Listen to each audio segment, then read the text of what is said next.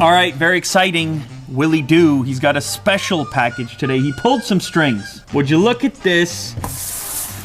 Oh my goodness. Galaxy FOLD. I mean, this is highly anticipated. Let's be honest. This is the one people have been waiting for. I've been waiting for myself. I talked about this thing a lot, and now it's here. It's in front of me. This is a leap in a completely different direction. The slender phone and then the flip out scenario into an almost tablet-like experience. How's it gonna work? How's it gonna function? I don't know. What better way to find out than to jump in the box, get the hands-on experience, slide this out. Ooh, okay. Here we go. It's the box in the box. There's a number of combinations you can get. This one in front of me, silver with space silver hinge. Okay. Oh, it's got the Galaxy Buds inside. Okay, we got the Galaxy Buds. Now this device will feature the wireless charge sharing. You'll be able to drop this guy onto the Galaxy Fold and charge this up right from the device. The fast charge power brick, Type-C cable to keep it charged up, and the interchangeable ear tips for those Galaxy Buds that I mentioned. Now also in here, there is this little adapter that's for transferring your data over to the new device. Okay, but this is what you care about. This is what you're interested in, myself included. Look at how slim that is already. Oh, this of course is the full-fledged Galaxy Fold right there. Oh man, that's wild. Real quick. What? Jack, you never saw that before. Let's be honest here, okay? That's your phone.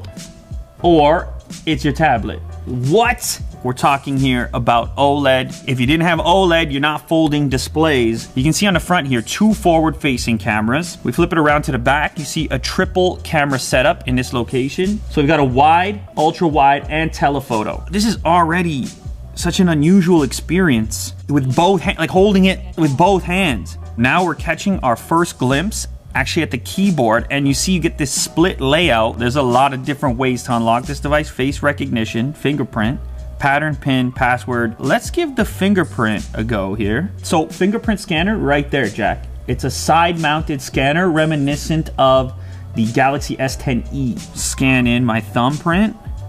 All right, I think we're in. It's booted up. This is that's what you're looking at there. Now you can see the butterfly wings. What do wings do? They flap, they fold. So does the device, of course. Close it up for a minute. So this is a 4.6-inch display. It has nothing to do with the inside display. This is a supplementary display on the outside. It's 720 by 1680. Now this is gonna be useful, of course, for quick interactions, phone calls, things along these lines. You just need to pop this up to your face. And it's very slender, actually. I mean, it's got weight to it, as you'd expect. There's a lot of components at play. It's really interesting. Now, there must be some kind of magnet at the end of it, because when you get to the full close, it sits there. Let's say I've got YouTube open. And now I'm like, all right, I need a bigger display to navigate YouTube. I want to watch some videos. You just flip this open, and it's quick. It's actually quick. You're scrolling around, you're looking for a video to watch. If you actually get into a video, let's say I click on this, video playing here, flip it open, it doesn't skip. It's kind of like iPad mini territory, scale-wise. So it's 2152 by 1536 at 7.3 inches. So it really is, it's like a small tablet experience to transition into a real immersive video viewing experience. You just flip it open. These devices have become such major consumption devices for us. You saw screens scale up over time on smartphones. Back in the day when the original Note series came out, everyone was like, that's crazy. People were like, no one's gonna put that in their pocket. And then inevitably, people did. Now it's commonplace to see somebody sitting on a couch with their smartphone sort of cranked up in front of their eyeballs in an uncomfortable position. But now, when you go all the way to this form factor right here, and you're kind of in small tablet territory, that entire experience has become less uncomfortable. Like a YouTube session on this thing is a totally different proposition than a YouTube session on a smartphone as it currently stands. But as far as I can tell, I mean, this is the biggest video watching experience I think I've ever had on a phone. It's super easy to hold, like you're holding it like this. This is real life now, guys. This is what it's gonna be on the street, on the bench, in the public transit. It's a whole new thing, and you're gonna notice it from a mile away. I think this thing has fully engaged the sci-fi Lou right now. But what we're looking at is the convergence of these various devices into a singular device. Can this thing get to a point where it can legitimately replace the laptop as well? This is a real future. I'm convinced. Now keep in mind, like we said before, you close it down, it's like closing a laptop. It's ready for the pocket. And it's slender.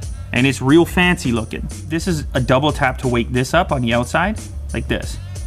But then over here to unlock it.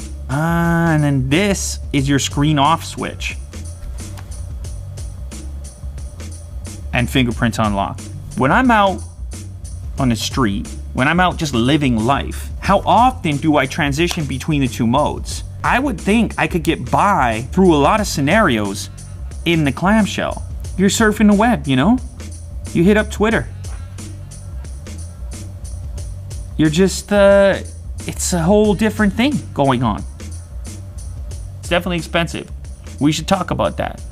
I mean, it's $1,980. Well, USD. It is a powerhouse though. 12 gigs of RAM in this monster. Snapdragon 855. It's got a 4380 battery. I really think it's the future. It's crazy to say. I didn't know I was gonna say it. This is some futuristic stuff. The 12-year-old me, like, holy moly, man. Like, just when you thought things were getting stagnant, and now that's real. Now that's a thing. That's a thing going on. Now, I do need to say, it's very important, okay? I do need to say, you can see where the display folds over. It depends on the background as well. I made videos on this. I expected this to be the case. And the truth is, I don't care. I don't care at all. This is magic. Ranting and raving aside here, it's still got a camera. Oh my God, look at the camera. The setup is very similar to the S10. You have the typical wide, you have the ultra wide, and of course you also have the telephoto. Here's telephoto first, typical wide, and then my favorite, ultra wide. Oh my goodness gracious. So that's your ultra wide image. There's your wide. And there's your telephoto. And as you can see, you can compose just like this, just like you normally would. Lot to grip onto there. So you can see in landscape, I can go ultra wide, quick, standard wide, quick, telephoto, quick, and then I can fold it out and I'm still in the camera module. Interestingly enough, the same cannot be said for the front-facing cameras because, of course, we have 2 units here and a single unit on the outside. Now we have a selfie, a slightly wider image, and a slightly closer one. Very nice. Wow. Jack, that's the biggest selfie we've ever analyzed here on the channel. That's a nice, that's contrast. So that's a 10 megapixel camera. Now on the inside, you have the 2 camera modules there. You have a 10 megapixel and an 8 megapixel. And we'll try these ones out as well. We'll see if we get any difference. So performance, I'd say, is similar on the outside camera and the inside camera. Now what about the speakers? So first, I guess we'll test it for dialogue with a typical YouTube video that I made about switching from Apple laptops, from MacBooks of all sorts. Look at legit that. Stereo. It's light, I'm enjoying and it. Loud. It's all about the keyboard. In fact, look at that keyboard. You see that, Jack? You have a speaker unit in this location over here, and as well as on the other side over here. So legit stereo sound. That's convenient because then you can charge other things up with this brick in your bag. Let's try some music real quick.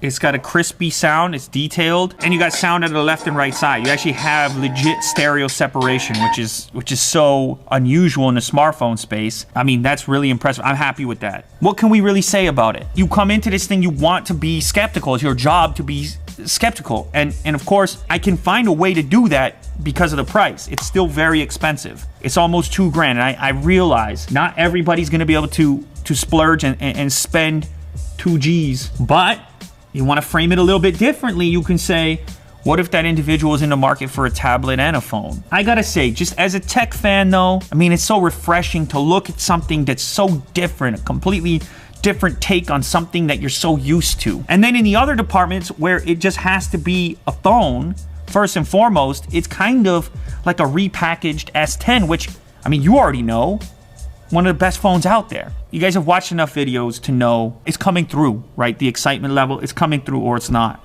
And this is legit. This is the real thing. All right, let's look at the other colors.